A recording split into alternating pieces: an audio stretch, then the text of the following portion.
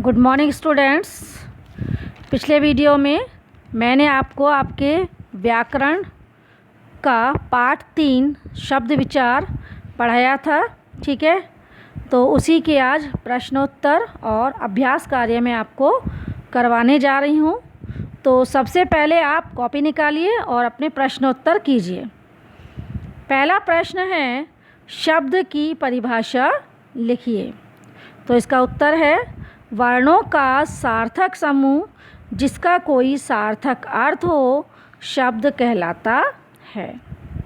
Question number 2, शब्दों का वर्गीकरण किन आधारों पर किया गया है? शब्दों का वर्गीकरण 4 आधारों पर किया जाता है। पहला उत्पत्ति के आधार पर, दूसरा रचना के आधार पर, तीसरा प्रयोग के आधार पर, चौथा अर्थ के आधार पर। क्वेश्चन नंबर 3, उत्पत्ति के आधार पर शब्दों को कितने भागों में बांटा गया है? उत्पत्ति के आधार पर शब्दों को 4 भागों में बांटा गया है। पहला तत्सम शब्द, दूसरा तद्भव शब्द, तीसरा देशज शब्द और चौथा विदेशज शब्द। क्वेश्चन नंबर 4, बनावट के आधार पर शब्द के कितने भेद हैं? तो रचना या बनावट के आधार पर शब्द 3 प्रकार के होते हैं,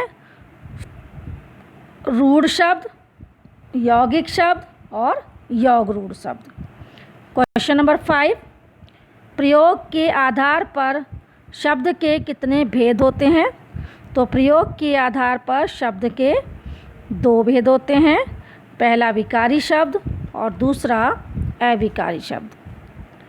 अब क्वेश्चन नंबर 6 को देखिए, विकारी और अविकारी शब्दों में क्या अंतर होता है? अंतर स्पष्ट कीजिए। तो पहला अंतर देखिए, विकारी शब्द जो होते हैं वो ऐसे शब्द होते हैं जो यदि भाषा में प्रयोग किए जाएं तो लिंग, वचन और कारक के कारण अपना रूप बदल लेते हैं, ठीक है, वो होते हैं विकारी। लेकिन वे शब्द जो लिंग, वचन, काल, कारक के कारण कोई परिवर्तन अपने रूप में नहीं करते हैं या उनमें कोई परिवर्तन नहीं होता है, वे अविकारी शब्द होते हैं। दूसरा अंतर है, विकारी शब्द के उदाहरण होते हैं संज्ञा, सर्वनाम, विशेषण और क्रिया, जबकि अविकारी शब्द के उदाहरण क्या होते हैं? क्रिया विशेषण, संबंध बोधक, समुच्चय बोधक और विस्मय आदि बोधक। क्वेश्चन नंबर 7, यौगिक और योग रूढ़ शब्दों में अंतर बताइए। तो वे शब्द जो 2 या 2 से अधिक स्वतंत्र शब्दों के मेल से बनते हैं उन्हें हम यौगिक कहते हैं, जैसे रसोई घर। परंतु वे यौगिक शब्द जिनका अर्थ परंपरा से किसी विशेष अर्थ के रूप में प्रचलित है वे योग रूढ़ शब्द कहलाते हैं। जैसे नीलकंठ का सामान्य अर्थ है नीलकंठ वाला और विशेष अर्थ है शिव। ठीक है बच्चों, ये क्वेश्चन आंसर आप ध्यान से लिखेंगे अपनी कॉपी पर। अब आगे मैं आपको इसका चैप्टर का अभ्यास कार्य कराने जा रही हूँ, उसको देखिए, ध्यान दीजिए। तो पहली एक्सरसाइज में आपका है कि सही वाक्य के सामने सही और गलत वाक्य के सामने रॉन्ग का चिन्ह लगाइए। पहला है, रचना के आधार पर शब्दों के 4 भेद होते हैं। तो रचना के आधार पर शब्दों के कितने भेद थे? 3, इसलिए क्या है आपका गलत। प्रयोग के आधार पर शब्दों के 3 भेद हैं, ये भी गलत है क्योंकि प्रयोग के आधार पर शब्दों के 2 भेद होते हैं।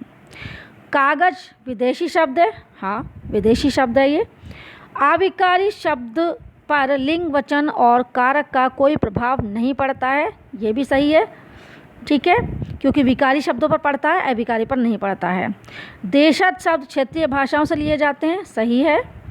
संस्कृत से हिंदी में आए हुए शब्दों को तद्भव शब्द कहते हैं, सही है।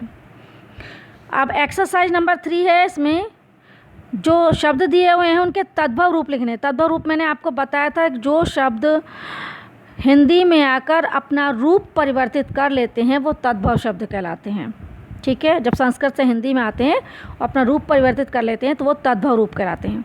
जैसे भिक्षा है, भिक्षा को हम कहेंगे भीख, अष्ट को 8, क्षेत्र को खेत, सत्य को सच, भक्त को भगत, कर्म को काम, मुख को मुँह, सूर्य को सूरज, दुग्ध को दूध।